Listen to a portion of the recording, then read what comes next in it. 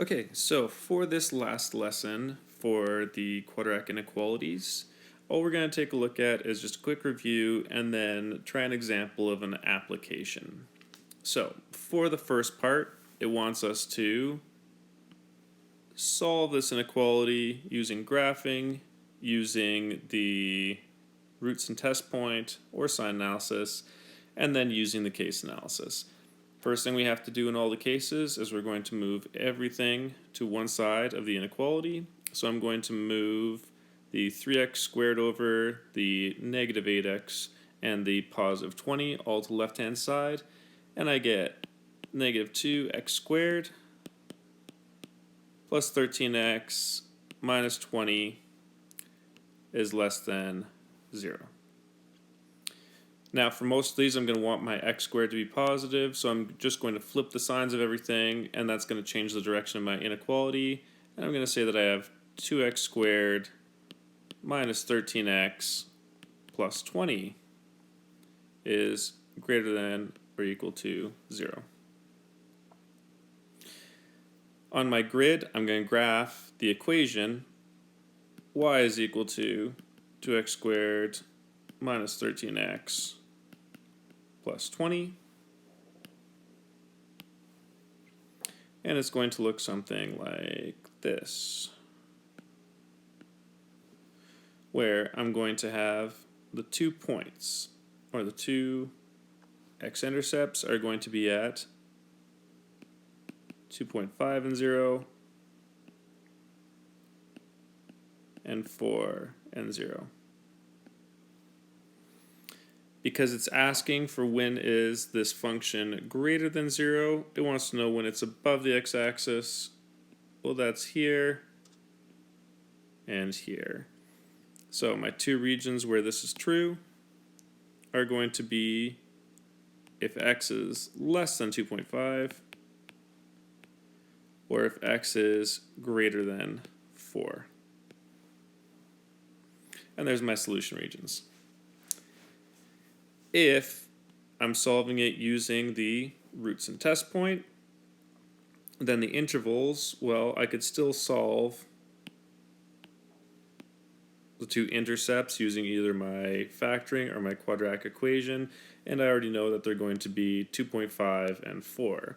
So the first interval possibility is if x is less than 2.5.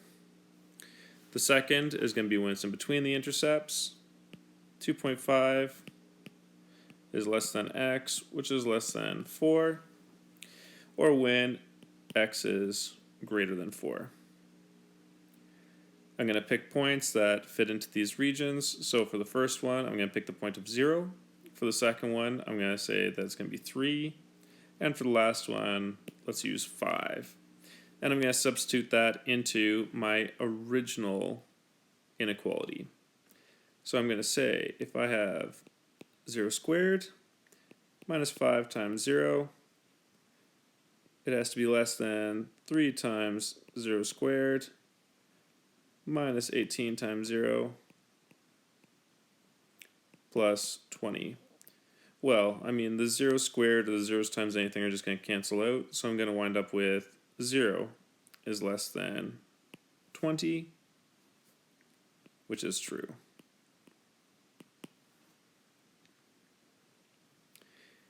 In the second case, I'm going to state that 3 squared minus 5 times 3 is less than 3 times 3 squared minus 18 times 3 plus 20.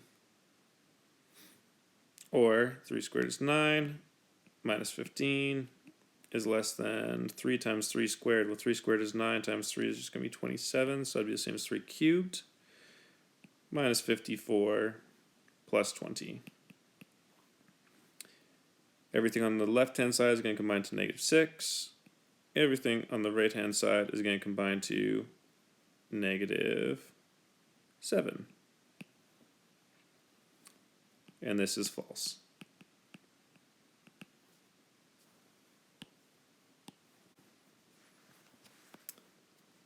For the last one, if I have 5 squared minus 5 times 5 is less than 3 times 5 squared minus 18 times 5 plus 20. This is going to give me 25 minus 25 is less than 75 minus 90 plus 20. 25 minus 25 is 0. And when I combine everything on the left-hand side, 75 minus 90 plus 20 is going to give me 5. And this is true.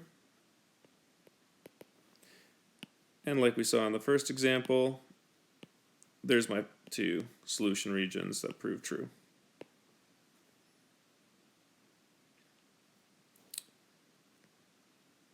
Okay. If I'm doing the case analysis, well, we can see once we isolated everything on the one side up here, then it said that the sign was greater than. If it's greater than, then my two cases are going to be plus plus, minus minus. I draw my number lines.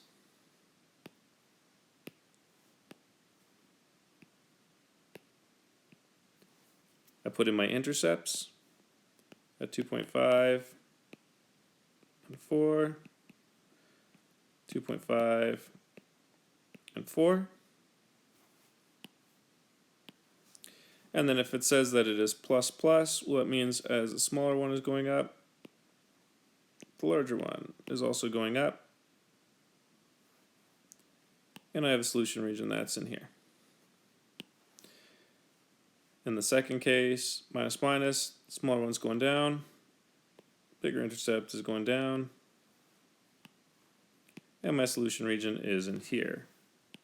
My two solution regions are when x is greater than 4 or when x is less than 2.5.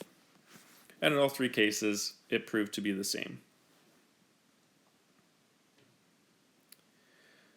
Alright, putting it into application. A golfer hits a ball down a fairway. She would like to know the length of time in seconds that the ball was at a height of at least 25 meters. A function that describes the height of the ball versus time is y is equal to negative 8x squared plus 40x, where y is the height in meters and x is the time in seconds since the ball was hit. If I'm writing an inequality in one variable that describes the situation, then I'm going to say that 25, which is my height of y, has to be less than negative 8x squared plus 40x. Or my function is greater than or equal to, because it's saying at least.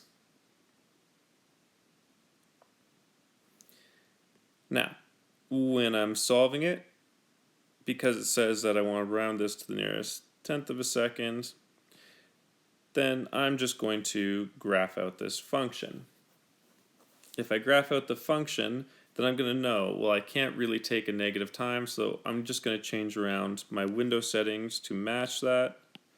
And I'm going to say that I'm going to have a graph that's going to look something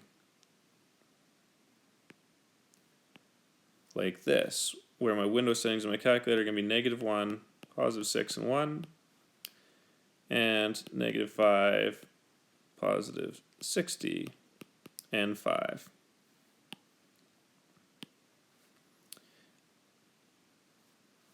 And what I'm actually graphing into my calculator is I'm graphing the left-hand side, y is equal to 25, and graphing the right-hand side, y is equal to -8x squared plus 40x. I'm going to have the y is equal to 25 is just going to be a straight line like this. I'm going to have my function is going to be my parabolic arch looking something like this.